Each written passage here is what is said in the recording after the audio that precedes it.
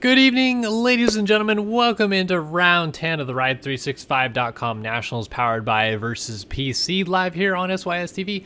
My name is Kellen Brauer. I am joined by the one and only Chris Rieseberg for round 10 at Unadilla. What is going on tonight, Chris? Oh, not too much. Just hanging out with my buddy Kellen and his vodka bottle. Yeah, my vodka bottle is going well so far. 250 action really got me drunk here, and 450 stream should be pretty good. I would recommend sticking around. I assume most of you are watching this back on YouTube, and it's probably going to be a good hour and 40 minutes of fun here, I can assume. We're going racing already. Yeah, have you got a Versus PC you want to watch here? Well, let's go with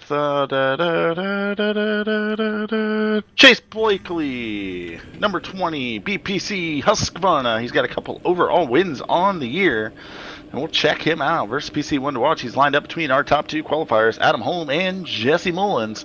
We'll see what he's got. Good enough for me as the gate is down in 450 Moto number one. We're watching. Holy Brady Stanley, yeah, hole shot. Stanley with a hole shot. Fresca's actually got a pretty good start, but it is Stanley, system decal number 22 with the hole shot. Fjellberg is in the mix. August Sanders is running up front on the 40. Fjellberg down. Fresca's down with him. Fresca's caught him as he went by and is on the ground. Great start for the 144 Caden Speck for Zaka, Doron, Heckman, Tyler Fry, Jeremy Siebold up in the mix. Of course, Reed Young. Chase Blakely, our one to watch, runs in third, but Sanders and Stanley out front right now. Yeah, Australia's own Brady Stanley looking good, so it's an adept 1-2 right now. Well, really... Negative, system decal. Yeah, they're both riding the same bikes. The Colonel has gone down. He fell to the bottom of a bucket of chicken like a pile of grease. Chase Blakely rolls up into the number 2 spot. Our VersusPC.com one to watch. Going to make us watch him go after Brady Stanley. Reed Young slots into the 3 spot. And it's Heckman Productions Racing Vinyl MX Honda. Alex Heckman on the 55. The double nickels running in the 4 spot. You really weren't kidding about a great start for Caden Speck. He finds himself in the mix of some fantastic riders running up front right now. For Zaka and Siebold going at it right ahead of him as Speck is trying to hold off Doiron, and Ethan Parks is up front. Kyle Robb is in the mix. Matthias Janis. August Sanders up from his crash, and your points leader Jesse Mullins is battling it out with William St. Laurent, and this is just a freight train. If Sanders goes down, 3 riders down in the gully here. Janis is one of them. Janis, one of them. See Jared Sidehoff up in the 14 spot. Ethan Parks has hit the deck. And I wanted to mention Dago Adamo, 4th fastest qualifier this week, faster than Fresquez. He was up in that mix somewhere as well. Ooh, Mullins is coming to the sky shot and got held up, so wasn't able to throw dualies. They're trying to find some dualies Sidehoff and Sanders just did. Mertens in the mix. Fowler and Haley. Oh, man. Look at how many guys were there right there. Oh, Vanderlee piles up Caden Speck, so much for that good start. Reed Young is taking the lead at the front of the field. Stanley into the 2 spot. Reed Young slides out. Stanley back to the lead for Zaka to 2. We got like 3 dualies in a row off this. 4 dualies. Fjellberg got a great start, but he's back here throwing dualies anyway. I'm mixing all the dualies because these guys are going so close together. Missing all the racing out front. Oh, man. I had to take like 3 shots right there. Again, doing shots for dualies tonight, taking Smirnoff watermelon vodka deep right now. As Stanley's down with the lead, for Zaka's up front now. BPC Husqvarna, no, for Zaka privateering it now. What the heck? He was on that team. Doiron. Now here comes Ryder on. Prime Design Graphics rider up into the 2 spot around Doiron. Make that. Reed Young. Here comes Mullins. Making the most out of a bad start, rounds the first lap in the top 5. Yeah, Mullins got held up real bad. Excuse me, before the sky shot. Somehow able to still clear it, but yeah, like you said, making up for a bad start and ending up inside of the top 5 now, going into 4th around Doiron. Him and Reed Young both split him, and now Mullins makes a pass on Young into 3rd. Meanwhile, Fresquez 26th. 35 points down in the championship coming into this one. Thank you to Mr. Davis is on the clock for updating us on that. Battle for the lead was brewing for a second. For Zaka had Kyle Robb all over his rear fender, but Robb almost made a big crash right there and lost some time. Has Zaka got his podium yet? I know he's been 4th multiple times. That's a good question that I will don't look know that the up answer to. actually while you call the action. No problem. Brzaka's in a good spot to get that podium if he is yet to get it, though. Running out front, but he has got two of MX Simulator's quickest riders right behind him. Kyle Robb, a.k.a. Rider Rob. Really old joke. I mean, really old. And Older he just than me? launches over Brzaka for the lead. Brzaka's trying to fight back down the inside, and he will get it. Well, Rob trying to get around the outside, goes off track, not able to get it. Low lines the tabletop, though, swings wide. There's a great battle for the lead. Brzaka has a couple of fifths and a fourth on the season, but no podiums yet. Oh, he's going to lose the lead right here. Rob goes into the lead. I was about to ask you, Chris, do you remember how Rob got that nickname? Not a clue, actually. I think it was back in 2013. Where he was not using a first name. He was just going by Rob. And we said he has to use a first name, and he says, well, my first name is just Ryder. I am a Ryder, so my first name is Ryder, but with a W. And so we mandated that they use first and last names, and he said, all right, here's my name. I am not shocked by that. What I am actually shocked about is he's actually riding his own bike and gear. I'm a little shocked by that too. I'd like to go back through the field and see if we can find Jared Seidhoff and whether or not he's running his own Seidhoff is wearing stuff. a number 1 jersey. I saw that. That is. He's actually right behind Mullins in the 9 spot. Mullins dropped to 8th. He's running his correct number, but his wrong jersey number. And I saw in the penalties this week that he actually did get a warning for that. Adam Holm is about 3 miles off the track in 3rd right now. I don't think he's in 3rd anymore. Well, he's back to 5th, 6th maybe. Yeah, make that 8th. He's Yeah. slotted in behind Mullins, who's all over Trevor Doiron. And not over him anymore. He's passed him on through into the number 6 ride. Shout out to Jack Gatland and somewhat of a Ryder's spoiler down. alert. First All right. point. Yeah, Blakely Chase back into the lead. Blakely. Hey, versus PC.com, one to watch. Watch him take the lead. There's another thing I wanted to bring up with you, Chris, that I'd be curious to know your thoughts and opinions. We saw that Tyson Fresquez and a couple of other people protested mainly last week from guys jumping the double, well, really the double, not double at Washougal. And nobody ended up receiving a penalty, a couple warnings for aggressive riding. I just wanted to know your thoughts and opinions on that whole situation as it generated some forum stir-up today. Well, it's something I'm pretty in tune with. I spent over an hour actually going over those protests and also had a lengthy back and forth, really respectful conversation with Tyson about it. And he was not upset about not having a penalty. He was totally understanding about it, at least from the words that he was spoken to me, and I think he understands. That's one of those things Mullins doesn't have as our leaders down, so I want to get to that. Kevin Brzaka going to go back to the number 1 ride. Reed Young, though, putting the pressure on. Great ride. Yeah. And Mullins putting the pressure on Young around the outside. Mullins, of course, the rider, one of the guys that was involved with that controversy. Tyson actually came right out and said part of the reason he protested, hoping to tighten up this championship a little bit. And that was more of his motivation, not usually one to use the protest system. Tyson just, he's kind of one of those guys that leaves it on the track, tries to race clean.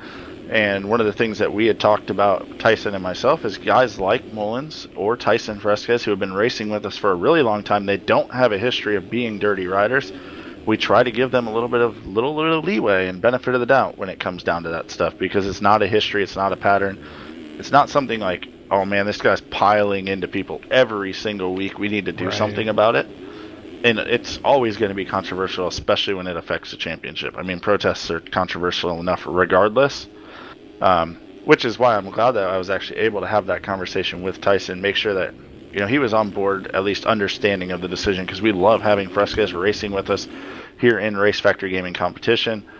And holy crap, Brzaka is down, and Mullins to the lead. Yeah. And of course, from our standpoint, I would have loved to see Mullins get penalized to tighten the championship up, because it makes it way more exciting. But we got to try to be as fair and consistent as possible. And the only thing that we really had to go off of was the old wall jump line back at a Supercross, I think 2 years ago. And Mullins actually got a warning because he did it multiple times, plus just had some other collisions during the race that were honestly out of character for him, as Reed Young and Chase Blakely back to the 1-2 spot. Now Kyle Robb, Jesse Mullins, couple teammates, they're battling 3rd and 4th, and Blakely, man, he's been pretty good. Yeah, look at this battle for the lead is ridiculous. 4 guys, yeah. I still want to get your thoughts a little bit deeper on that. I'll ask a little questions later, but yeah, this battle is ridiculous. 4 guys are all together for the lead. 3 of them really in the same picture as Kyle Robb is bringing up the rear, though, right now. Mullins scrubbing down that step up to get a drive. Not going to make it. Yes, he is going to make it. Oh, he's down. Down. He takes Blakely with him. Oh, Blakely's got to be pissed at that. But Reed Young is leading this thing, ladies and gentlefish. Yeah, Maybe right not for now, long. but here comes Ryder Robb up the inside, trying the same type of move that just costed Mullins. And out of gravity cavity. I'm trying to think of the last time a Canadian-born rider was leading a national. It must have been Matt James, and it was a while ago. But Ryder Robb, Kyle Robb, goes back to the lead as Reed Young drifts to 2nd. Well, maybe Matt Cromie a couple years ago. Yeah, maybe at least in 250s. I don't know about 450. Mullins dropped to 7th with that. Blakely 8th. I'm looking for where Fresquez is at in the field, and I am not finding him. This is not good news for Tyson Fresquez fans. He is in 27th place. Wow, hasn't made up any ground from when we saw him in the standings earlier. 240 last time around, 234 best lap time.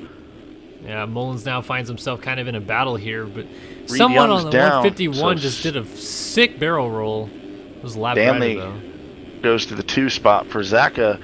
3rd, Matthias Janis. What the hell is he doing all the way up in the 4th spot versus PC Fam MX rider? I mean, I'm pumped to see it. Yeah, he was down earlier. And just to get back to this whole Mullins Fresquez debacle and really the situation as it was, for those of you that don't remember, you can go back and watch the stream at Washougal. Basically, there was a line, like a large line, Matthias Janis, Janis, over the bars.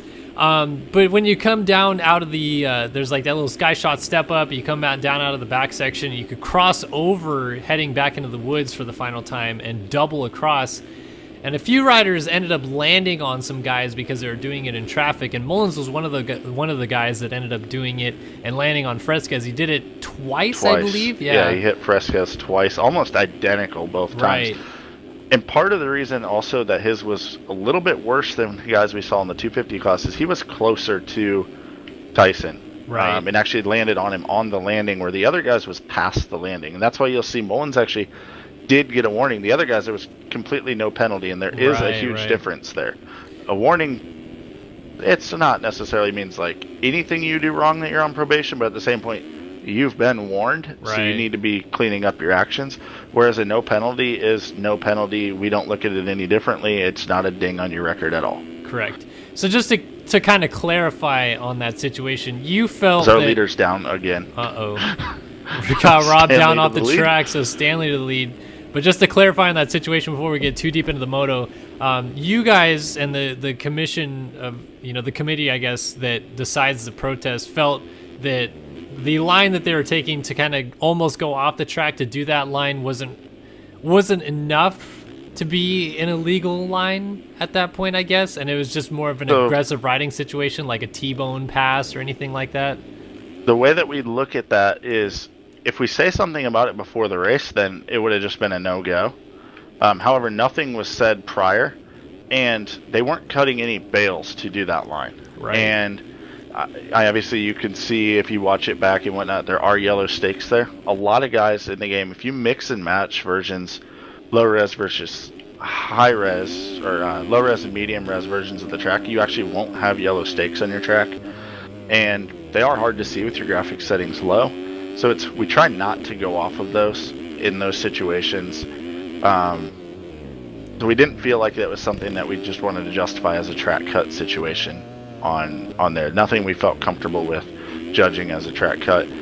Hindsight 2020, we should have said something ahead of time like, hey, this line is, it's no bueno, you're not pulling it off. Right. If you get protested for doing it, you will be penalized. It would have made it black and white, which is the way we try to keep the protests as much as possible, is not make them a judgment call. Right, yeah. So did I answer your question? No, you did. I was just trying to clarify that you were looking at it more as as if Mullins had cut across the inside of a corner and T-boned Fresquez twice instead of he cut the track to try to make a pass on him, kind of a thing. Absolutely. So we were looking at it as an on-track racing incident, not as a track re-entry or cutting the track, anything along those lines in that situation. Whether it was Mullins or the other guys in question in the 250 class. I believe the other two were both in the 250 class. Right. Well, there you have it, folks. That is straight and from... I mean, of course there's guys that are going to agree and guys that are going to disagree. Right, yeah. Unfortunately, that's part of running an organization is you're going to have people that disagree or agree one way or another. Right. You can't make everyone happy. We do our best to be as consistent and fair as possible. Right. Well, obviously being a bit of a controversial subject given that Mullins and Fresquez are the two gentlemen kind of in the centerfold of this whole discussion. Obviously, it's something we just had to kind of talk about a little bit, see the real jurisdiction of that. And yeah, I get what you mean. I understand it, and I think other people will too, and we just can get back to the racing. And really, this racing on track has been tremendous while we've been talking about this. I have no idea who's going to win this moto. I know.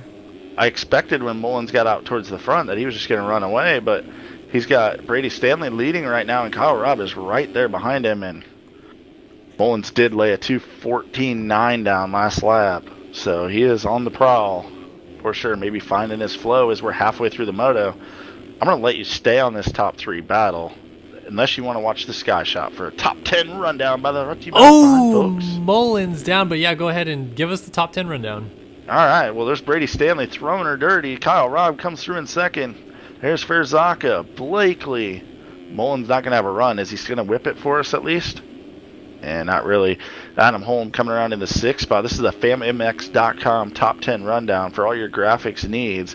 Adam Holm kind of slow whipping it. Matthias Janis, 7th place.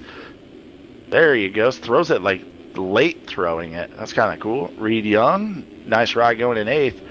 Heckman, Vital MX Honda. Fieldberg. Always. August Sanders. Dago Adamo back in 12th, not whipping it. Here comes Trevor Doiron. Mike Strelo. Jared Seidoff. And Jack Haley's going deep. Oh, both double are down. fall Here off. comes Russ Chapman in 17th. All right, here comes a battle. Devin Davis, Ethan Parks, and Tyson Fresquez is up to 20th. He's got a point on the board as of right now. Davis is going to blow the turn. Chris, comes back. Can you feel it? Can you feel your eyes Tyson already reading? did not throw it. Can you feel your eyes already reading Devin Davis's forum post? Probably about the conversation we just had more than the race itself. That's a good point. That's true. But he's not having a good moto so far. But yeah, I'm surprised Tyson didn't get backwards right there. I think it was because he was by another rider trying just to stay on 2 wheels maybe. Seidoff actually just disconnected after the whole situation. Brady Stanley out to an 8-second lead. That guy sucks outdoors. He's a Supercross only rider. And he's shredding it up here at Dilla. Oh, I love it, Chris. That guy sucks. He's leading though. But seriously, I really wish I had a soundboard just for that. Just for that. That guy sucks. Oh, I love it. Oh, man.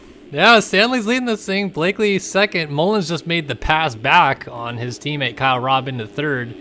I'm with you, Chris. I don't know who the hell is going to win this moto right now. It is a real throw-up right now. Kyle and Jesse are probably having a hot lap off. Being that Tyson's buried in the field, I don't think Jesse probably cares all that much. What a track re-entry right there from the 197, 3 wide over the Sky Shot.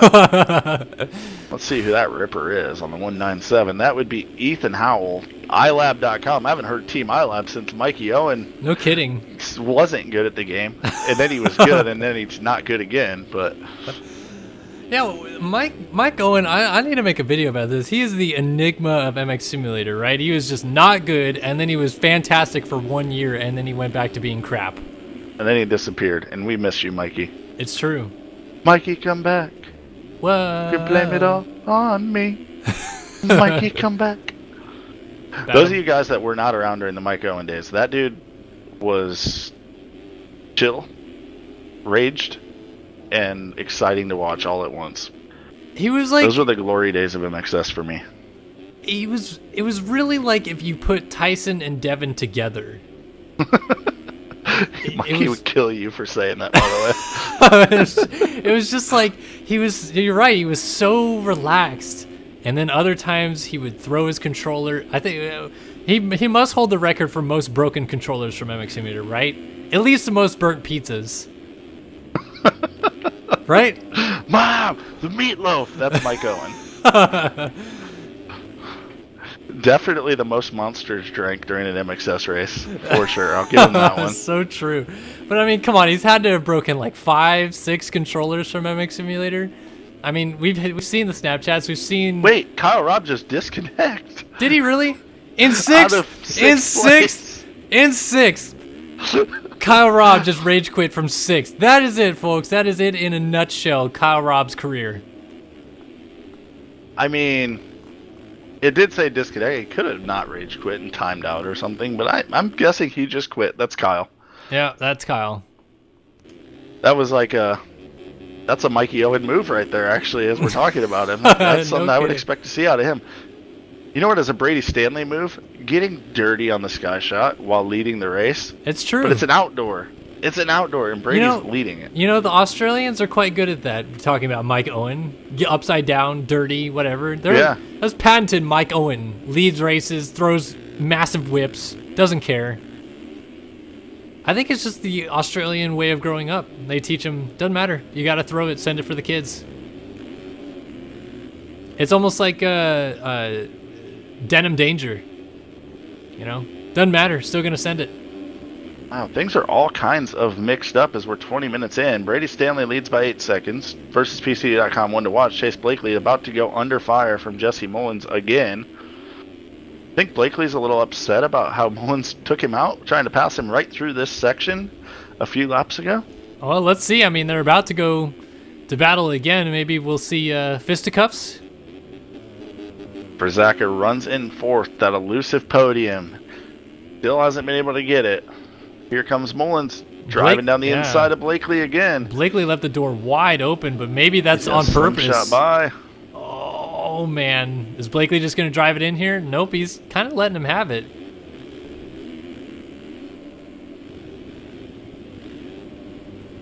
Interesting. All right, so Mullins back by Blakely, and he is into 2nd. Like you said, for Zaka, he is just clinging on to the hope that one day he will finish on the podium. Don't worry, my friend, I've been there. Adam Holm, of course, still looking for that Moto win as well as he runs in the 5 spot. Janice 6th. Heckman, nice ride in 7th. There's the battle right now. August Sanders, adept, runs in 8th. Dennis Fieldberg 9th, and Reed Young rounded out the top 10. 3 riders right here heading to the finish line. I'm 19.7% sure that Dennis Fieldberg clipped his front tire scrubbing that jump just now on the top of that step up.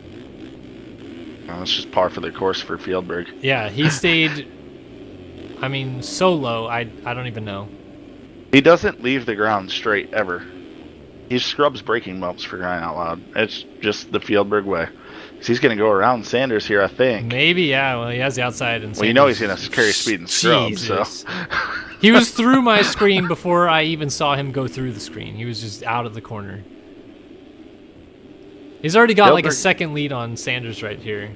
He has a single-digit number for a reason. He's kind of rejuvenated himself into this game here, 2nd half of this national season. It's so nice to have Fieldberg out here racing. He might have broke more controllers than Mikey, actually. I will say, Fieldberg did Snapchat me after last week at Washougal and said he was very close to what he is hoping will be his goal for this year, and that is to win 1 moto.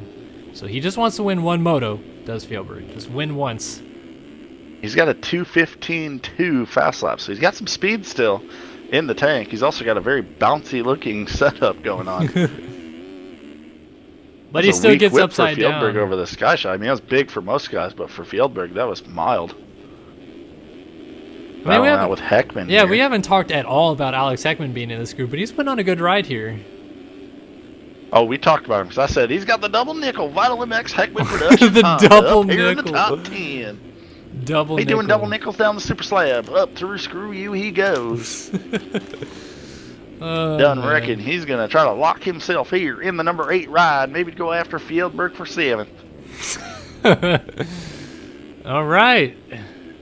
Putting Tyler Fry a lap down there. T-Fry not having the moto he wants. They going down here past that race factory gaming mechanics area. I done reckon these guys are 24 minutes into the moto. It is round 10 of the Ride365.com Nationals powered by Versus PC. Come live from Unadilla. We are here in Mobile, Alabama. And it's hot and heavy.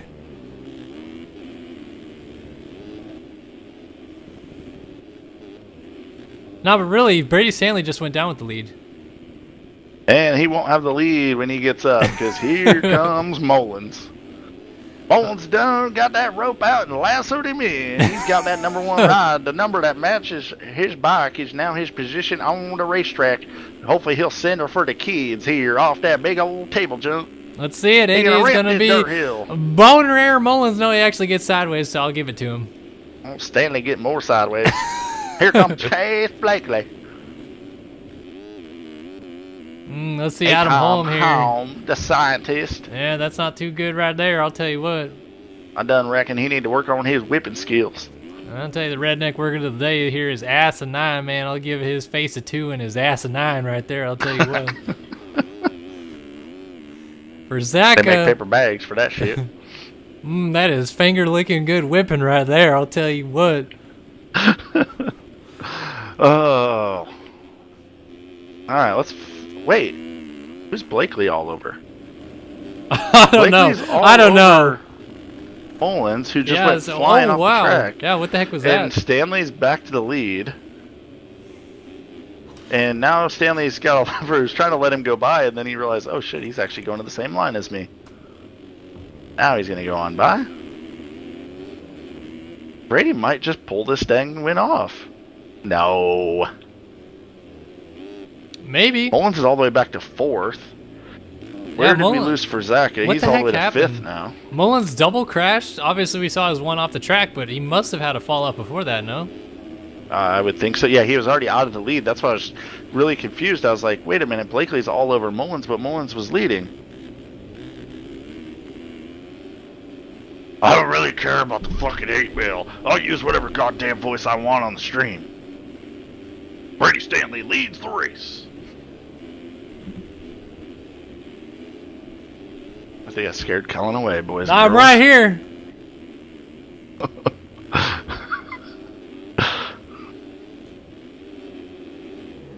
I don't really got any good accents here, guys. Sorry. I wish I had an Australian accent, though, because Brady Stanley is well on his way to getting this thing done with 7-second lead. I'm sure it'll swap hands at least 3 more times before it's over, though. Oh, come on, Chris. You had to burn the pizza, mate. Oh, Blakely's down. VersusPC.com, one to watch. Hiding out by the Versus banners. He's so stoked, wanted to make sure to really get that sponsor plug in. Chase Blakely fucking roiled himself right off the track there. Ah, crikey! I like that is the prime Australian accent word to go to. Oh, crikey! He's a spicy bugger! If he throws a whip here, you better drink yourself a Foster's. Foster's. Australian for beer. God, I have no Australian accent. I really hope that Mikey is watching and or knows about this, since Resonate, the one and only Cody, was telling me that Mikey is actually listening. And if you're listening, Mike... Cody Gilmore? No, not that Cody. But if Mikey is listening, he best well put his race snuggie on right now, eat a cream egg, and drink a Foster's. While also engulfing a monster. Because his countryman is leading this thing. Yeah, but all Australians hate other Australians, too. That's true. I mean, him and Brady aren't the bestest of friends. There's a certain C word that's been exchanged between these two probably 1,000 times. But then again, Mikey says that about his best friends, too. It's true. It's true. I've heard it. Oh, it's just another classic Devin Davis-Tyson Fresquez battle going on right now for the 15 and 6, or make that 16 and 17 spots. And it's in the position you expect them to be battling for as well.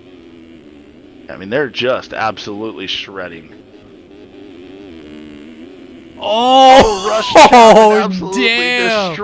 destroys Fresquez. Damn. No regard for human life. Ladies and gentlemen, is exactly how Tyson's moto has clearly been going. No kidding. Oh, 2 sec. Holy crap. Look at the front of the field.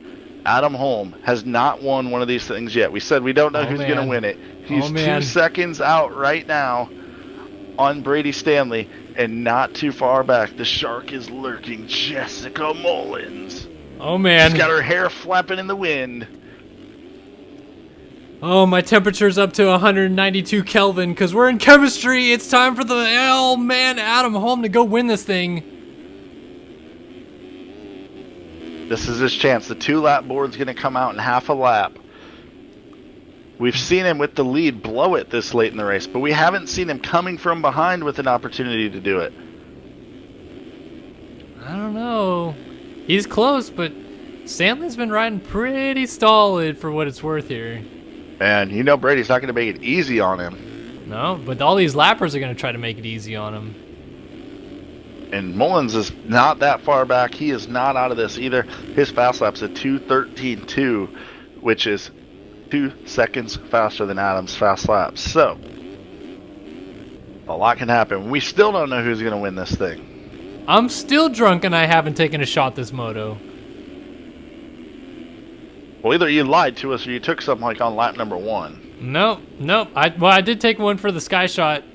I had 2 for the sky shot on lap 1, but we haven't seen anything since. Chris, your statement about 20 minutes ago has proved so true about this moto. I really don't know who is going to win this moto. We've got 3 guys, 2 of which have not won a moto this year, that really have a good shot at winning this thing still. Maybe 4. Yeah, Brady's opened that thing back up. It's 5.7 seconds.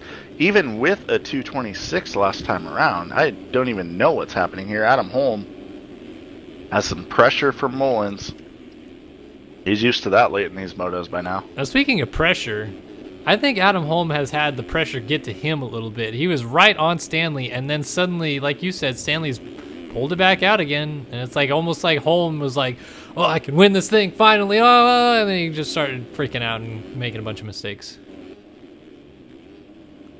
Because it's not. Yeah, unfortunately, his pursuit for a moto win is going about as good as his COD career. Ooh, let's get down to the real harsh words of the day. Meanwhile, this battle for second is raging on. About as much as Devin Davis is going to be raging after this race. Mullins get beside me and just rollerball him. Get him out of the way and then hope for a Stanley mistake. And that's how I go about winning the moto. And Mullins has got him around the inside, and Holm, I don't think he's going to be able to even throw a whip on the Sky Shot because I think he's dragging an anchor around with him. You brought up Rollerball, and I can't even remember the name of the Canadian whose name is nicknamed that. Ross Rollerball Peterson. Yeah, Pedersen. All right.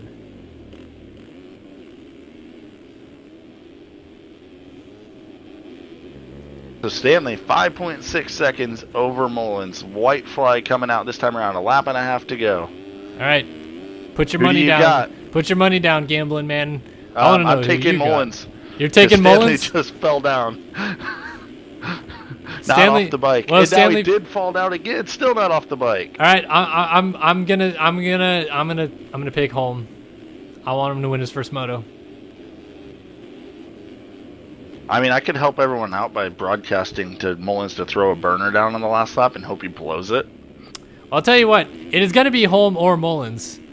Because Stanley's down again. Stanley just went down again. He just took third, so Stanley is blowing the podium at this point. All right, Mullins, no pressure. Oh, Mullins is down. Lots of pressure. Oh, Holmes jumping right into him. Oh, he missed him. Is losing his mind right now. You can almost see him half chubbing from all the I way could down there see in him Florida. shaking on the controller. He can't feel his fingers. And Tyler Fry is still in front of Mullins. Nope, not anymore. He lets him go by. Tyler Fry, help out Adam Holm, please. For once in my life, Holm almost goes down. I really wish that these guys are wearing those fancy watches that tell them what their heart rate is, because you got to imagine it's in the 180s right now for Adam Holm. Maybe 192. Maybe it matches his number. He might be redlining right now. I really don't know. Can Adam Holm get it done? He's got a lapper in front of him, I see. Not too many, though. Not too many lappers to deal with. I'm really nervous. I said and I would just pushing it. I said I would put money down on Holm, and I did not put money down, but I should have, because this is going to be ridiculous. Does he whip it on the sky shot? I think he does, just to try to keep himself loose. Just to say, like, hey, you got this. All right, let's see. I think he does. You said he doesn't, and he does. He does. And you called him for the win, too. Mullins, though, is pushing it. Yes, he is. He does not want the chemistry major to win this thing. Holm's going to double up the hill. Oh, Mullins from the inside chases it. Inside. Oh, Holm's got to be so nervous right now. A few turns to go. How much of a disaster would it be if Holm wins this thing straight up and loses on cuts? Oh, Mullins a mistake. That's going to open up just a little bit of gap for Holm. Not a lot, but enough to where he can still ride his own line. He doesn't have to worry about Mullins just dive bombing him. Like, how the heck did this become a battle between Holm and Mullins for the win? Oh, like Mullins is down. Oh, Mullins off. Oh, he wasn't off the bike. But seriously, like 3 laps ago, this was Stanley and Blakely 1-2. And they're battling still, just for third and fourth now. This is crazy. Adam Holm has got to think, what the heck did I have to do to finally win these things? And it's come true for this man, the chemistry major himself. He is already humping the bike. Adam Holm is your Moto #1 winner at Unadilla. He is stoked. Mullins has got to be disappointed, because you know he didn't want to lose to the chemistry major. Stanley is off the side of the track. But, well, Blakely's just coming, and there is a lapped rider in front of him. T-Fry. Wow, I wish I put money down. I really do. That's the first time in my life I actually guessed something right. Meanwhile, that battle for the third spot will go to Stanley just barely, and for Zaka, your tried and true holy hopeful of getting the podium is still just short. He finishes 5th. Mattias Janus, are you kidding me, bud? This is ridiculous. ridiculous. He is a life hack professional. No if kidding. you watch his YouTube channel, you will understand what I'm talking about. And he finishes up a strong 6th. Fjellberg recovers for 7th and just gets Heckman to the line in 8th. So Heckman, nice job. How about Mike Strelo? The daily day job man who complained on the forums last night about the track not being released comes out and might get his best moto finish of the year right here. I might have to drive over to his house tonight and give him a hug for this ride. You ain't driving nowhere, That's Kellen. a good point. I might have Hannah drive me over to his house tonight and give him a hug. Because Mike Strelo just got 9th. And August Sanders is going to round out the top 10, and I'm sure somewhere Resonate, the one and only Cody, is pumped on that, because August is probably in his chat with him. Devin Davis recovers for 11th, so it's not all bad. The form rage will be minimal as Fresquez finishes behind him. Man, that battle just raged on, that classic Devin Davis-Tyson Fresquez battle. Seabolt's going to pick up 13th, Doiron 14th, and Chapman 15th, because that's a very common 13th to 15th lineup right there. Yeah, Rush Chapman, though, I mean, he said he could go 1-1 in a 450 race. Definitely. Okay, he said he could win one. Definitely true. Charles Gable, I think that's his first points right there, so good for him. Wildside Designs on 396, good for him. Dago Adamo, not the best rider for the Argentinian this year, but still a solid point-scoring finish. And Reed Young was leading this thing at one point. Chris, what the heck happened? I think he rode as slow as the Canadians talk.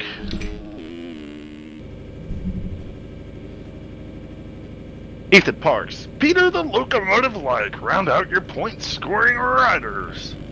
Cuts are in, and Adam Holm has won an RF Moto finally. Wow. Right on for Adam Holm. I'm stoked for him. I hope you guys are too. Let's end on a high and go into a real quick commercial break. We'll be right back on the other side of this one with more Ride365.com Nationals powered by Versus PC.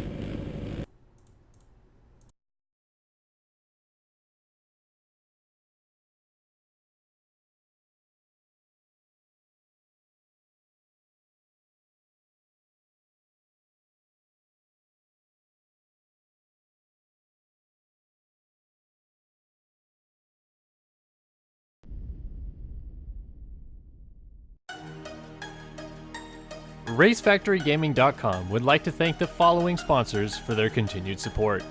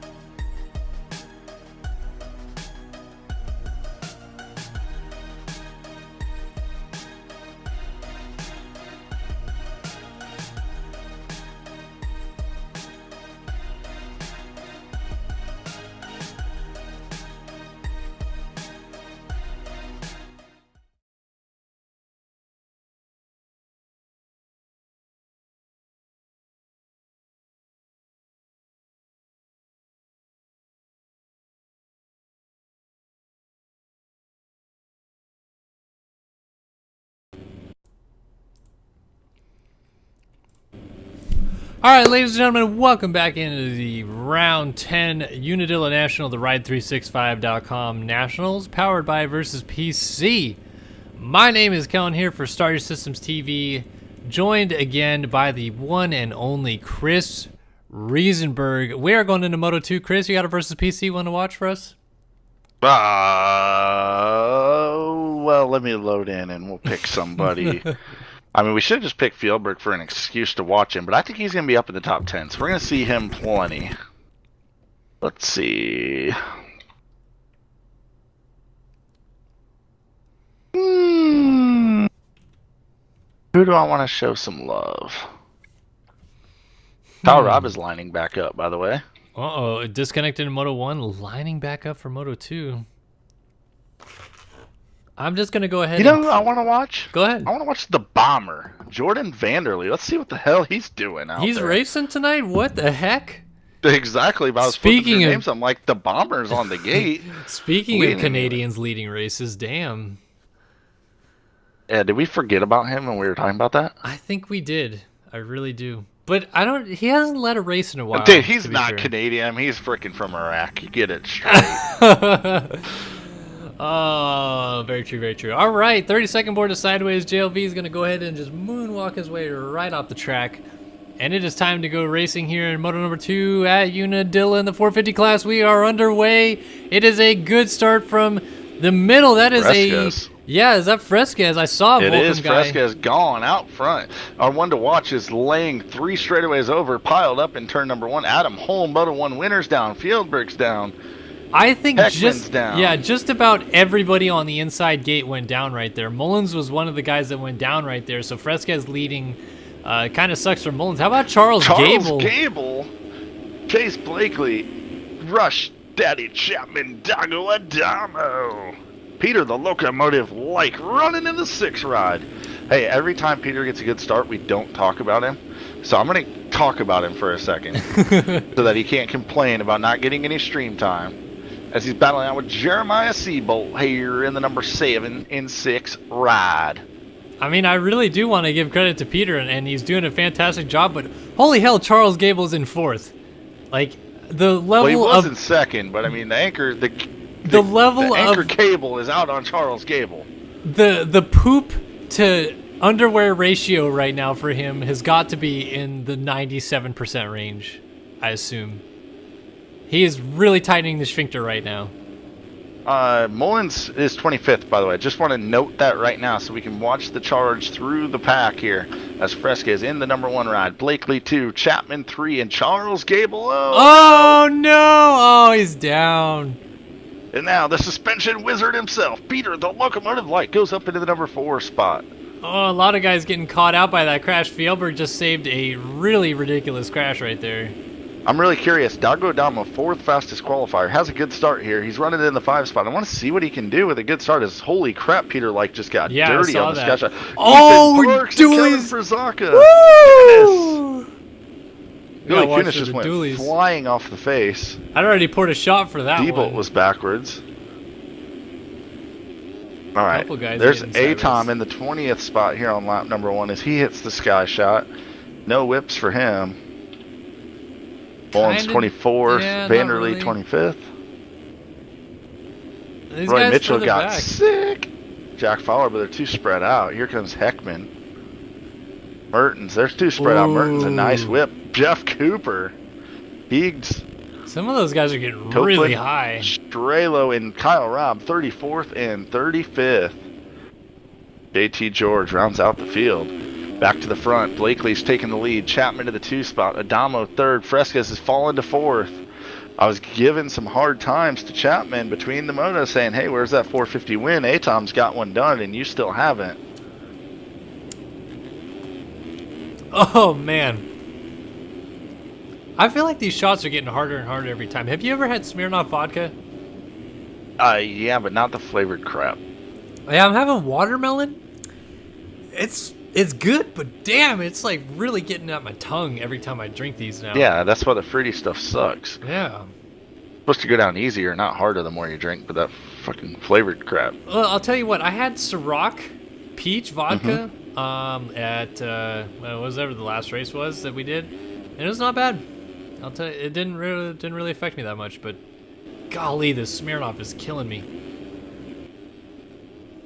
So Tyson gonna go to work on Adamo while Fjellberg going to work on Tyson.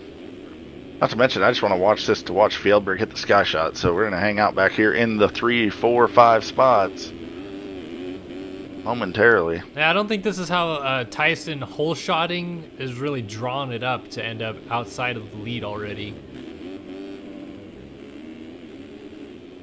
Interesting to see it's all going around the outside, around the outside. I was just about to make mention of that. All these 450 guys that have the speed to make the inside line work going around the outside. Ethan Park's running 6th right now. Atta boy. Mattias Janis in 8th place after a 6th in Moto 1. Standers in their top 10 going. Devin Davis a little better start this time. Ethan Park's running top 10. I can tell somewhere. I just have the sixth sense that somewhere on this earth Moto Go-Go is half chubbing right now. Not to mention Sean Klein won an overall in the 250s. No kidding.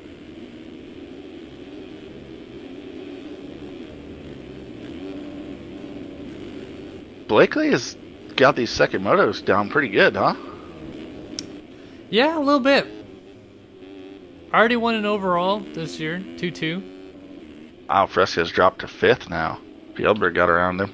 I think that this whole championship run that we talked about with Fjellberg and Mullins still semi-close in the championship, I mean, is this the end of it right here? I mean, Mullins is still back there, but... And he's up to 14th already. He was 25th a lap ago, so, I mean, Mullins doing what he needs to do. Not really going to lose points on the night after Tyson's terrible Moto number 1. We're really starting to look at the possibility of Mullins being the first guy ever in MX Simulator history, both EMF and RF, to three-peat a series. Is it kind of surprising to you, Chris, that it's taken that long for someone to three-peat? Well, I would normally say yes, because like Tyson's been so damn good for so long. But for the most part, we've seen it. I mean, we were talking about Mikey Owen a ton in Moto 1, but it takes so much dedication to be good and at the top of your game. The guys burn themselves out, right? And so it's maybe not so surprising. It takes a lot of dedication to be the top guy. And I think we're seeing it with Mullins here, honestly, partway through this series. I think he's built up such a talent for these outdoor tracks that it's allowed him to open up a lead where he took it serious early in the season. And I mean, Tyson's kind of blown it in a sense. I mean, he hasn't been consistently good. Had too many bad motos. So he's allowed Jesse to kind of band-aid the fact that their Tyson goes down again and is going to drop back even further. He's made it a little easier for Jesse not to have to put in all the work that it takes to be the top guy. Right. It's just so interesting to me how... I know Fresquez is good, and I feel like if he put 100% effort in outdoors, he could really challenge for this title. But like Mullins is not really on those guys' level indoors. You know, like we've really reached a point where there's specialized riders for each series in this game. You actually just touched on a point, and maybe that's why he's been able to three-peat is he doesn't put the effort or time into Supercross though either. Right. And maybe that's his break that allows him to stay good for so long. That's a good point. He takes a break and doesn't burn himself completely out, whereas, you know, you have Fresquez, he's playing all year long, not having a break. I mean, you even see him, he'll show up for the off-season races at near peak form. Right. I mean, that's a good point for sure. You know, we saw Mullins for a while. He didn't even play the game at all. He was chasing a CSGO career, I think. Yeah, I mean, what you're saying too is we're watching this battle between Haley and Fjellberg really come about here for this is the 5 spot, I believe. You talking about these guys not always putting in the effort all year long. I mean, how often do we see in these off-season championships, Mullins races it, Fresquez races it, these top guys race these off-season races, but yet we have guys like James Armstrong or Jeremy Shipley or Ryan Mahan to talk about the the MX Sim Cup, for example. These guys come out and win these events because, quite honestly, I don't think Fresquez and Mullins put in the effort to do as well in those events, you know? Yeah. So it's a good point about how much effort you put into the series and... Yeah, very interesting. And it definitely takes an effort because you see the top guys. I mean, Fjellberg at one point was on top of the world, for instance. I mean, he's still got flashes of brilliance, but he's definitely not consistently there. Right. It's like he has all the talent to go fast for one lap, but consistency-wise, it's a bit of a struggle for him still. And that's sure. And I mean, I'm going to call our off-season warrior this year. He'll probably be our leader right now. Chase Blakely would be my guess. He's hitting his stride right now. He'll probably continue to develop and hone his skills. But come gate drop for A1, it wouldn't surprise me if you see the same old face of Tyson Fresquez standing atop the podium. Exactly. I mean, that's just, it's almost crazy to think about how much that really affects the game's status with how much time these guys put in. I mean, I've talked about it before with 2013 outdoor champion Zach Dupuis about how much time he was putting into this game just to try to win that championship. And it's crazy. And he pretty much disappeared afterwards. Exactly. We saw it from, Shekatek. He was on top of the game at one point, but he's stepped back a little bit, and now, he struggles to qualify. I mean, it's almost like that persona alone, like Fresquez's mild-mannered demeanor, where he puts time in, but he doesn't always put a lot of time in, and when he's in a championship position, he puts it in more time, where it's kept him in the game longer, whereas all these guys put in a ton of effort for just that 1 or 2 championships that they may have won, and then they're just like, I'm over it. It was too much. Yeah, you've accomplished the goal. I'm looking back here at the 11 and 12 spot. It's just one of those classic Devin Davis, Jesse Mullins battles going on here. Yeah, with Fresquez right in front of him, too. Just classic. Davis has got to be pumped. He's got to feel like he's battling for race wins today with the guys he's been battling with. No kidding. Outside the top 10, unfortunately, for him. But Davis again, we were pumped. talking about Mullins not really worried about losing points after that Moto 1 that Tyson had. Well, he's right behind Tyson now, even after the terrible start in this Moto. And there's no pressure on him. It doesn't seem like it's ever really been in question that Mullins was the guy to beat this year. Right. I think that it's been a decent day for Devin. And I will say that, like you said, he's been battling with guys that he would be stoked to be battling with. But do you think that outweighs the fact that he's not in the top 10? I mean, yes, because he's a numbers guy, for sure. But I also think that you got to feel good about the come through the pack that he had in Moto 1. I mean, he was battling just to get into the points at one point when we saw him, and he almost got a top 10. So I think that's all fine and dandy. Dago Adamo crashed out of the 3rd spot. He's fallen back to 5th now, by the way. I saw that. As Fieldberg and Haley now go to battle over the 3rd spot. I'm watching Fieldberg Davis and Holm almost throwing Dooley. I guess it's Dooley, so I'll take another shot. But Davis 9 and 10. Davis is throwing caution to the wind to try to hold Holm behind him. Oh, Fresquez just bumps Mullins out of the rut. Please tell me you saw that. I did not. I'm sorry. I was watching that battle, but I'm going to watch these two. I told you to go watch it. I'm watching these two title combatants. Gosh, Kellen. You've been drinking again? Oh, come on, Mullins crazy. with a Tell me to mistake. go on. Fresquez is going to crash, so they're going to get up together. Let's watch the action. The championship battle rages on. And here comes Devin Davis. He's playing spoiler. Hey, if I'm Fresquez here, you see that Mullins is back in the pack. You're not having a moto you want. Just go clean him out or something. Come on, Tyson. Yeah, make something interesting out of this, for crying out loud. I mean, how does I'm trying to think of the last time Fresquez whole shot a moto, or at least started up front, and faded outside of the top 10. Like, can you think of anything that was similar to that? I feel like he did it once already this outdoor season, actually. I can't remember which race. I feel like he had a struggle bus moto earlier in the season, actually. I can't remember which round. Yeah, he hasn't had the best of outdoor seasons, but he's still keeping it close. I'd really be interested to know, and I wonder if Wheels could calculate this somehow, who has scored the most points for RF events? I would think it would have to be Tyson, right? I mean, he's been around for so long. Yeah, I would think so, and he's been too, so good for so long. It's like the whole time he's been around, he's been good. But think about it in the fact that Mullins is about to three-peat in a series where there's 24 races where you can get 25 points as he goes down. But, Fresquez has won 4 championships in Supercross and 1 outdoor championship.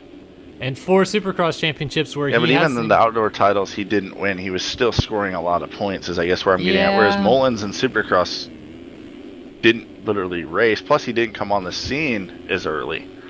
Yeah, it's a good point. I wonder if Wheels could calculate that. You guys definitely could. You guys and your kids making it so difficult to text questions to you guys these days. Oh, you know what? I actually might have the ability to do it. I just gotta remember where to go. Uh-oh. Alright, you call the action. I'm going to do some looking here. I'm calling the action as Chase Blakely still leads this thing over Russ Chapman, which is a sentence I didn't think I'd say in the 450 class. But it is happening, and Dennis Fjellberg is in third, so we're just flashing back to 2014 like it already happened. And yeah, the top three pretty much are 250 specialists, I would say, but they're out front in a 450 class. And Russ Chapman is doing everything in his power to prove you wrong, Chris, and actually win one of these 450 motos.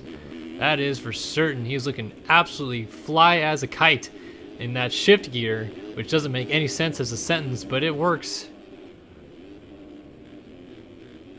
Red Bull helmet, shift gear, and a green bike, so he looks almost like James Stewart if he was wearing Fox way back in 2008. Feel like I should see a Monster Energy logo on the side of that KX as he almost loses it. Talking about Dago Adamo though real quick, you mentioned he was top 5 in qualifying. He had an abysmal first moto for someone who was top 5 in qualifying. He has some terrible numbers on his bike.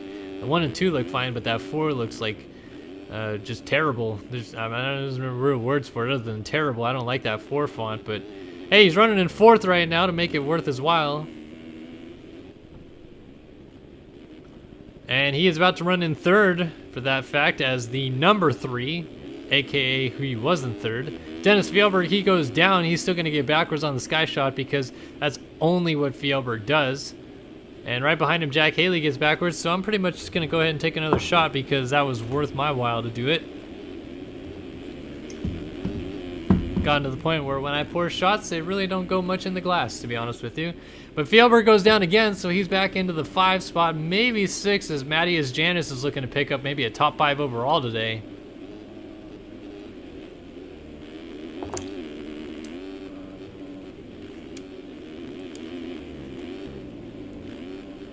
August Sanders, Tyson Fresquez battling. Adam Holm is in 9th? Yes, he is.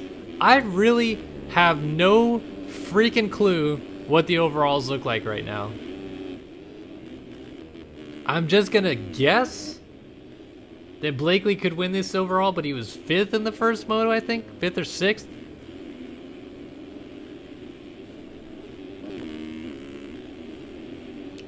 Damo's up to 3rd. And Fjellberg's back to 5th, so Haley is in between them now. I have officially taken enough shots that I can't feel my tongue. This is probably going to be a fantastic rebroadcast on YouTube. Let's go on board with Russ Chapman as he tries to run down Chase Blakely. He's done a 2:13.9. I'd be curious to know who the best lap of the race is. Let's see. 2:13.9. 2:13.3 from Fjellberg. 2:12.3 from Stanley.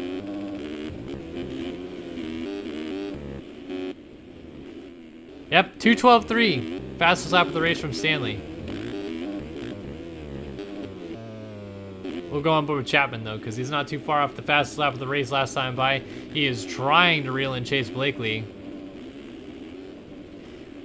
He really, really, really badly wants to prove all the doubters wrong and then probably illegally post on the forum since his account is banned so that he can say that his prediction that he can easily win a 450 moto is true, even though he just scrubbed the absolute titties out of the jump out of the screw U and went down. Not going to lose a spot to Dago Adamo. Sorry. No problem, Chris. We are still in the midst of this moto. Hey, we missed the halfway point. I think I know that what means it's next for. time that our leader comes to Sky Shot, we'll do a little rundown action and watch some whipper tails. Sounds good to me. I just saw Triley's as I was flipping through, actually. Darn. I wish I would have seen Fresquez, it. Janis, and home. Oh, Fresquez down. Yep. Over the bars. Stanley goes through. Frazaka's going to go through. Sanders will get there as Fresquez gets up. So yeah, Fresquez lost 4 spots right there. Mullins is in 12th. 13th, sorry. Is doubling after the sky shot from the inside, which is it's really just truly fabulous, but Who the hell is going to win this overall, Chris? Some next simulator player. I'm guessing Blakely.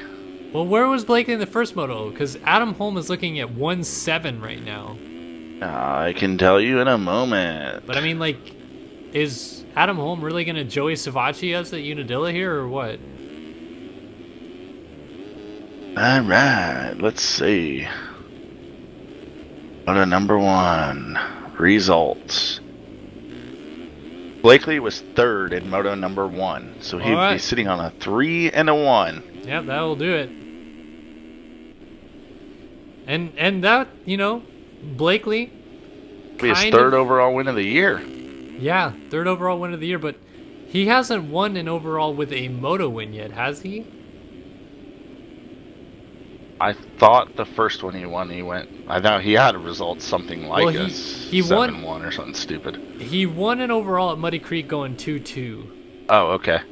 Then, yeah, I guess not if he didn't win at Washougal. Well, what did he get at Washougal? Oh, my gosh, dang it. Where's Devin Davis when we need him? Chase Blakely went 6-1. Hold on. Devin Davis is in... He is, holy crap, he's in 21st, Chris. This might be the longest forum post. All right, yeah, Blakely went 6-1 last round at Washougal, actually. So now looking here to go 3-1. And really, I mean, no one's even up here to challenge him. Adam Holm all the way back in 7th. I mean, Adam would have to get all the way to 2nd. I just don't see that happening. What a day going for Matthias Janis. Is he about to get passed by Holm? Maybe. He's sitting on a 6-6 right now.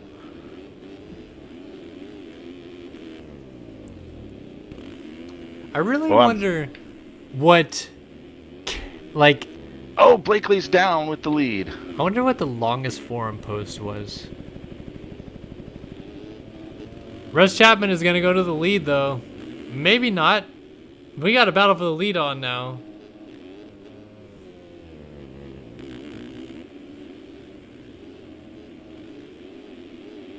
Just like we predicted it. Russ Chapman and Chase Blakely battling it out for the lead. We could have called that 6 months ago that these guys would be battling for the lead here in the 450 class at Unadilla. Yeah, I mean, coming from a mile away. Exactly. I mean, 6 months ago, you could have put money down easily that these two would have been battling for the overall.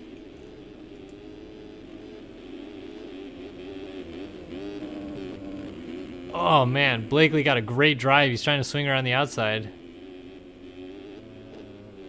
And we're going to watch the battle for the lead. We're just not going to do a top 10 rundown. So sorry, Moto Chasing, but you're not going to get your love. This Chapman flipping it. Yeah, buddy.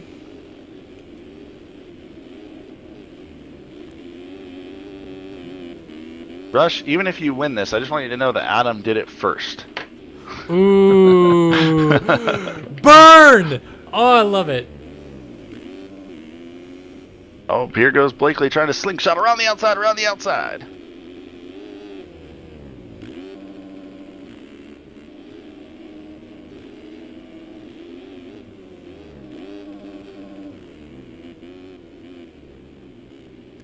I mean, Chris, we are living, you and I right now, we are living in an era where it is highly likely that a chemistry term and a famous band from the 70s that is a Canadian band might win a moto back to back.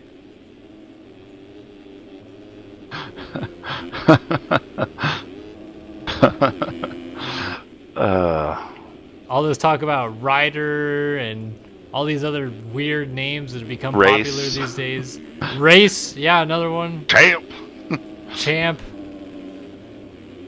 But right now we are watching the possibility of ATOM Adam and then Rush winning 450 motos at Unadilla.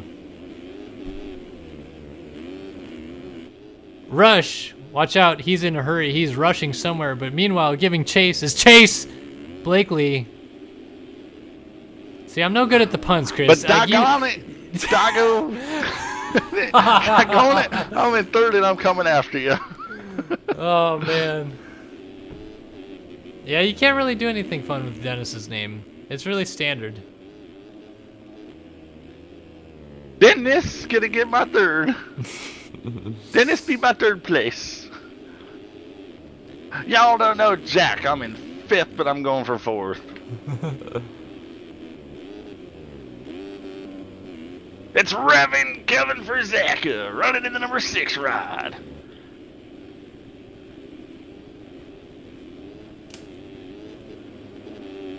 Oh, man. Getting late in the season, late in the moto here at Unadilla. It's a grueling battle for the lead, though. Chase Blakely is not giving up on this. I mean, as of where they run right now, Blakely still has the overall well in hand. Yeah, you Sitting on the 3-2 moto scores. But he wants to win. Holm is now back to 9th. Chapman definitely wants to win, so I quit freaking hassling him about not being able to win. Well, it's starting to get to the point where my dog wants to go outside, so it really needs to wrap up here soon. Well, I think Chase Blakely wants to go outside around Rush Chapman here at some point.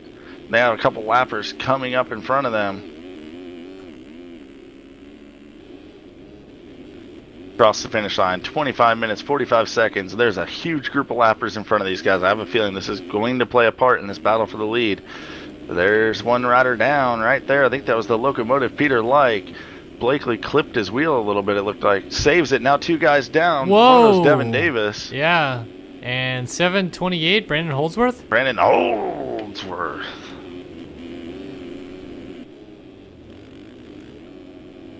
Couple more lappers still in front of these guys. Blakely going to try a new line here. Go around the outside. Whoa. Gets a run on Chapman. Almost contact. Holdsworth and Davis have a front row seat right here.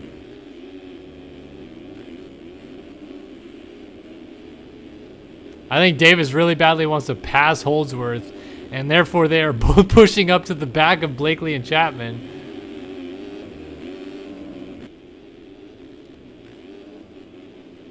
I can't quite tell who that is on the Zuki right in front of these guys. It is 70 something? 117 maybe? Jeff Cooper? I'll go back in the field and find out just for you. Yes, that is Jeff Cooper on the number 117, riding for FRR. He's got double blue bars going on right now. He's going to pull himself out of the way, hopefully. Yes, he does. Attaboy, Jeff Cooper, done get her done, being a good lapper. Right on, right on. Oh, Blakely carrying a ton of speed down Screw You, almost washes her out, almost clips the tail, almost goes over the berm, and Jeff Cooper almost goes right back around him. So that inside line worked fantastic for all those lapped riders. All night long, these guys have been swinging wide to get a drive up Screw You, but everybody goes inside behind him and gains time. So just when I thought Blakely was mounting the attack to make the move, Chapman stretches it back out just a little bit, a couple bike lengths. Maybe Blakely a little better on this side of the racetrack. I guess we will see.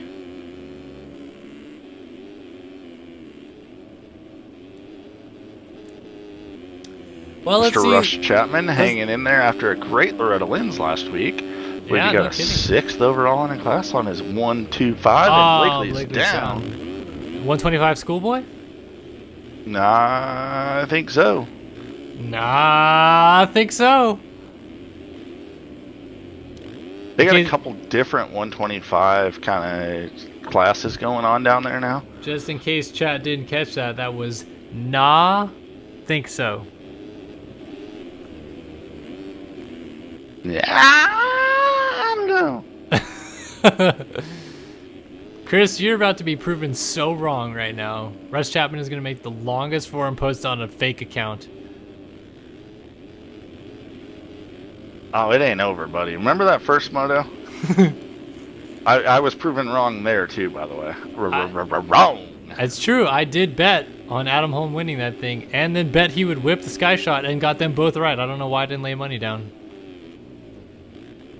Speaking of Adam Holm, he is still in 9th.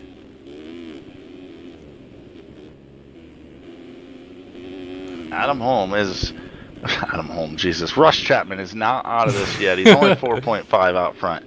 We are at the 29-minute mark. They should get the 2-lap board this time around, I believe, before they get to the finish. It should be more than 40 seconds. But Blakely's not done. Update on the championship contenders, running 7th and 8th. Mullins has made his way back around Fresquez. Holm working on Fresquez right now as he runs in 9th.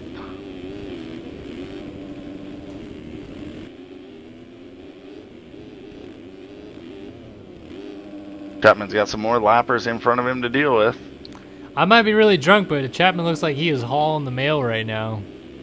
I almost feel like he's sending it, like not acting like he's in the lead at all, just running heaters.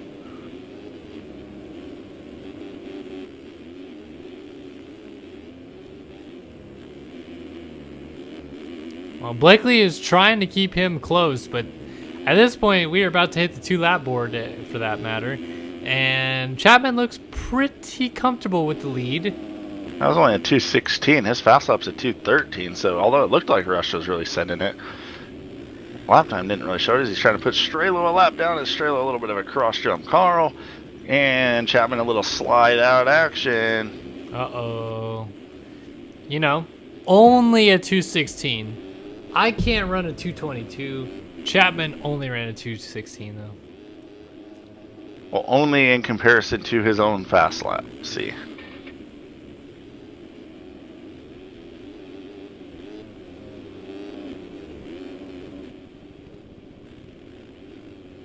Blakely's definitely charging in the 2 spot.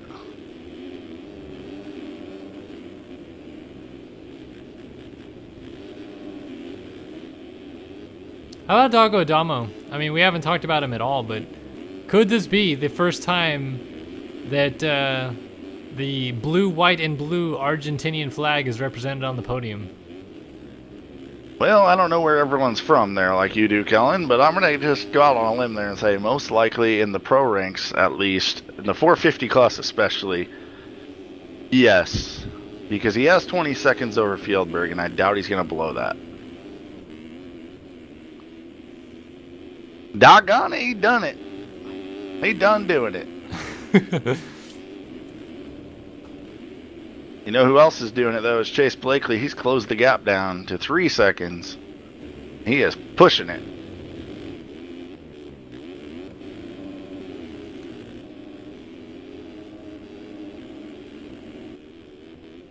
I'll tell He's you pushing her what, like a political agenda on the news. Doggo Adamo's separation between his gap from Blakely and Haley, he is all alone. I mean, Page does not race factory right now for him. He is just all alone out there.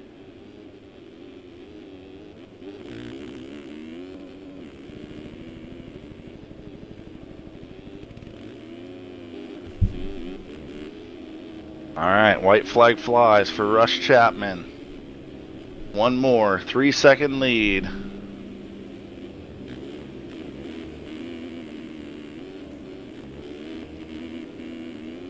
Oh man.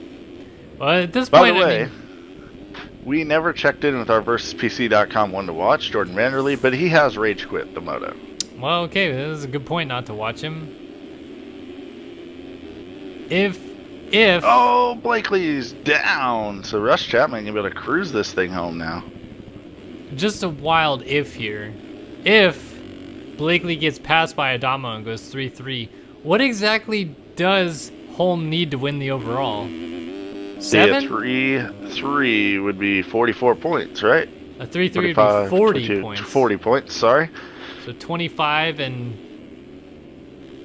a 25 and a 6th would be 40 points as well. And, well, yeah, so he needs 5th. He needs 5th. If Atom could get to 5th, which he is 3.6, it's possible. I mean, he's going to need some help. But he's not that far away from it. Rush Chapman doing a little bike hump over the sky shot. Because Doggo Adamo's not too far behind Blakely at this point. Rush Chapman's probably going to Holm win. just went down, actually, as well. So Never mind. Holm's lone chance at winning an overall, possibly. I mean, he won a Moto, so, I mean, The forum post will be concise tonight, I assume. Simply down to, I didn't like the track, but I won, so who cares?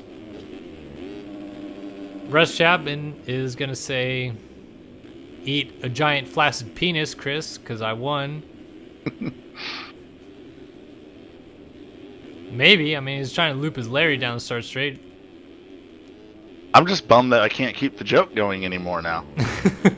Me too, a little bit, I'll be honest. And unlucky number 13 is actually kind of lucky tonight. Because Hopefully Russ Chapman has done it. He's done it. He's coming down and he's going to win 450 Moto number 2 at Unadilla, Russ Chapman. But the man of the hour, the number 20, this you said it would be his 3rd overall this season. Chase Blakely doesn't even win a freaking Moto again. He wins the overall. That's the 2nd time this year he wins the overall and has not won a Moto. Dago Adamo puts in his best ride of his career, puts it on 3rd for the Argentinian.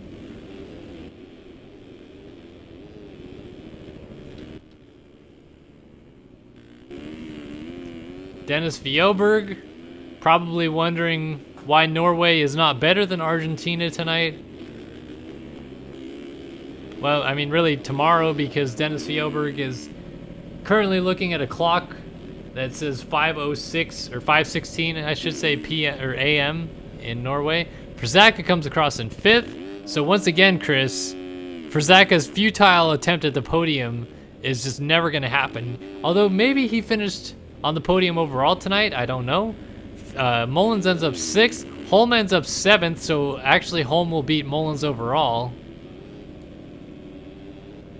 Matthias Janis has Fresquez breathing down his neck coming in here.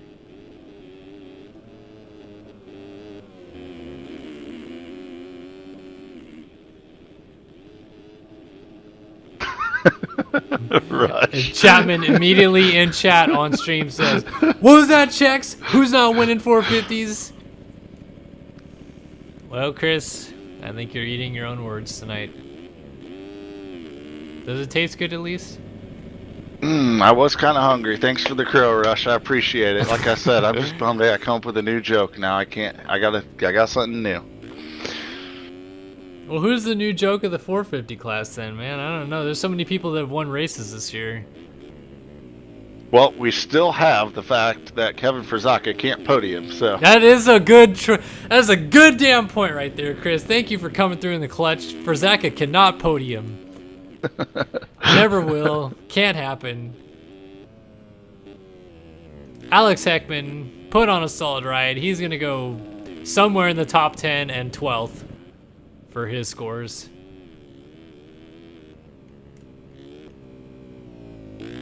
August Sanders not making the best of his first race in his month. He's going to try next week in his own month to try to do better in his own month. Ends up 13th. Only changes Peter Leicht got Seabolt. And that's it. So Blakely wins the overall. Chapman and Adam Holm win the motos. So somehow a Canadian band and a molecule in chemistry won an overall, or won a race this evening. Any final thoughts, Chris? Is the season over so we started road racing yet?